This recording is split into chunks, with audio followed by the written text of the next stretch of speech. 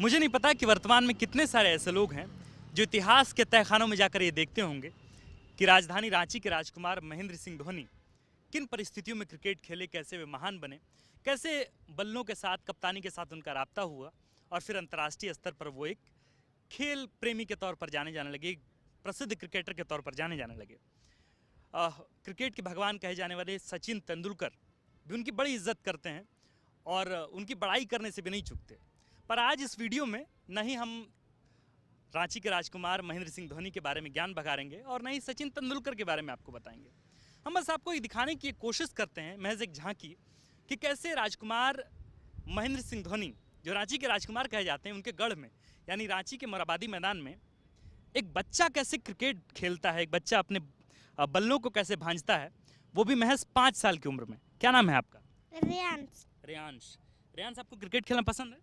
Yes. कितने महीने से आप खेल रहे हैं, कब से खेल रहे हैं आप? 1 महीना। 1 महीने से।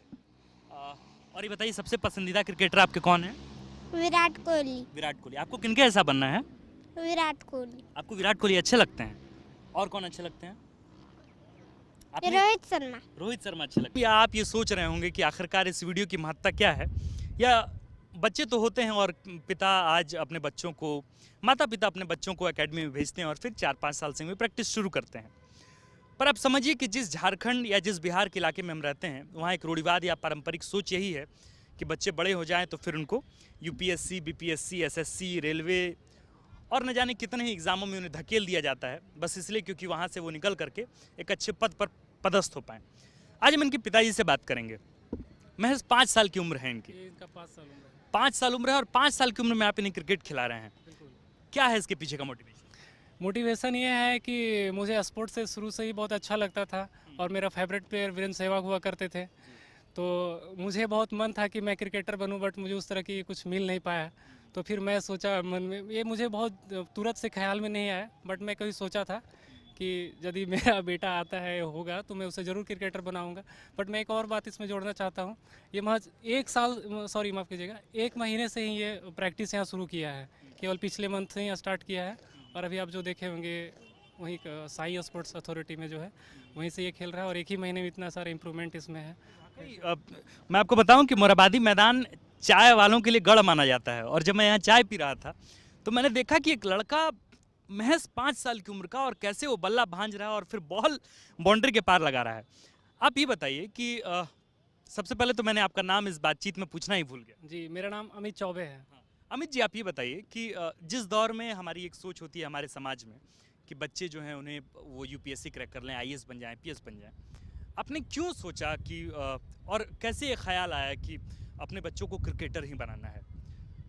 जी, मैं आपको इससे पहले बताया कि मुझे स्पोर्ट्स बहुत पसंद है और मैं सोचा था कि इसे मैं क्रिकेट ही खिलाऊंगा, क्योंकि क्रिकेट में देखिए 2 तरह से है कि अभी बहुत सारे ऑप्शन है स्पोर्ट्स में।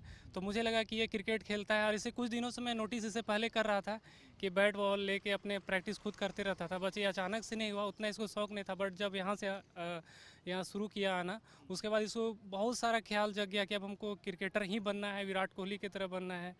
और मतलब कि मैं क्या बताऊँ, ये बोलता है कि हम क्लास अपना छोड़ सकते हैं लेकिन क्रिकेट नहीं छोड़ सकते हैं। अच्छा, एक बात बताइए, आपने कहा कि आपके बेटे अगर होते तो आप उन्हें क्रिकेटर बनाते या क्रिकेट खिलाते। क्या ये स्थिति बेटी के साथ होती अगर आपकी बेटी होती? बिल्कुल होगी। ये तो मुझे बहुत पहले से शौक है, अब तो ये भगवान का है कि जो जिसका आ जाए। बट जब बेटी भी रहती तो मैं उसके लिए कुछ और सोच के रखा था, क्रिकेट नहीं बट स्पोर्ट्स में कुछ और मैं सोचा। अच्छा, न्यूज़ 11 के बहुत सारे दर्शक हैं, देश दुनिया से लोग देखते हैं। क्या कहना चाहेंगे उन तमाम गार्जियंस को, उन माता पिता को, जिनकी एक दिली ख्वाहिश बस यही होती है कि बच्चे कम्पिटिटिव एग्ज़ाम पास कर लें और फिर वे इंजीनियर्स बन जाए, डॉक्टर्स बन जाएं। एक तो ये बताइए कि कितना मुश्किल रहा अपने बच्चे को उस पारंपरिक सोच से बाहर लाकर किसी नए प्लेटफॉर्म पे लाकर जोड़ना, और दूसरा कि आप हमारे दर्शकों को इसके लिए क्या कहना चाहेंगे? सबसे पहले हम न्यूज़ 11 के दर्शकों को ये कहना चाहते हैं कि आपके घर में बहुत सारे, जैसे आपको लगता होगा कि नहीं ये बेटा है या बेटी है तो उसे मुझे प्रॉपरली इसमें लेके जाना है, या यूपीएससी, जेपीएससी या और बहुत सारे गवर्नमेंट्स जॉब है। बट केवल जॉब ही नहीं है, आपको ये भी मानना चलेगा उसके अलावे भी हमारे देश में बहुत कुछ है। स्पोर्ट्स को आपको जो पसंद है भेजिए, मुझे ये नहीं, बट स्पोर्ट्स भी एक बहुत बड़ा विकल्प है हमारे बच्चों के लिए। अभी आप देखे होंगे इससे पहले कि उसमें हमारे बहुत सारे कम गोल्ड मेडलिस्ट लाए, जबकि हमारे देश की इतनी आबादी है। तो मैं उस सभी गार्जियंस पेरेंट्स से कहना चाहूँगा अपने बच्चों को नीरज चोपड़ा का सुने होंगे, या फिर MC मैरी कॉम जो है अभी हमारे, तो उन्हें आप देखे होंगे कि गोल्ड मेडलिस्ट वो हमारे देश के हमारे शान है। तो उनके जैसे हम सभी गार्जियंस को बोलते हैं कि अपने बच्चे को कोऑपरेट करिए, यदि स्पोर्ट्स में जाना चाहते हैं तो उन्हें आप ज़रूर भेजें। मेरा सभी से ये बहुत निवेदन रहेगा। अच्छा, एक आखिरी सवाल आपसे, चूंकि सवालों की फहरिस्त बहुत लंबी हो सकती है, पर एक आखिरी सवाल, चूंकि बच्चों को घर भी जाना है। आप एक बात बताइए कि बच्चे के माता पिता जब बात कहते हैं पढ़ने के लिए कि तैयारी करो, तो जाहिर सी बात है कि चूंकि वो पढ़ाई भी कर रहे होते हैं और फिर एक तैयारी भी है उनका, तो मतलब वो एक ही प्लेटफॉर्म है।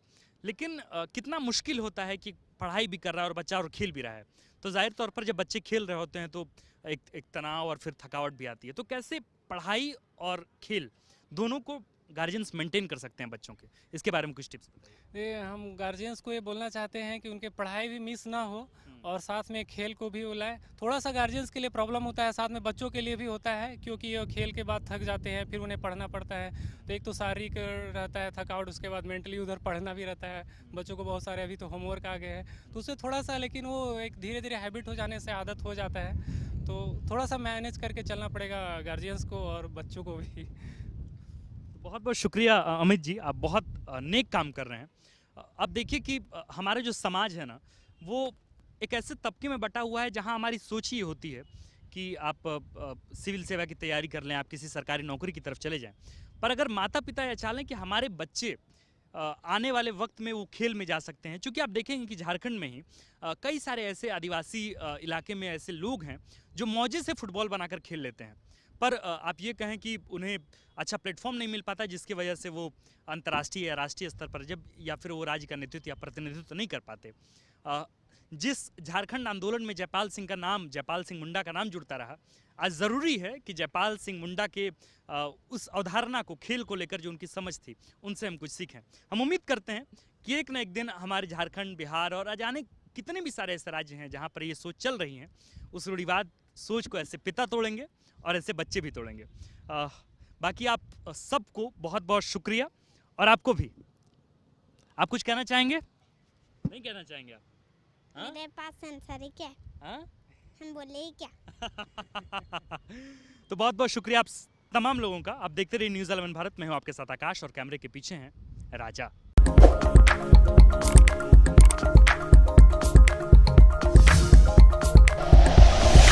Like and share videos, subscribe करें हमारा चैनल और प्रेस करें बेल आइकॉन। न्यूज़ 11 भारत, सच है तो दिखेगा।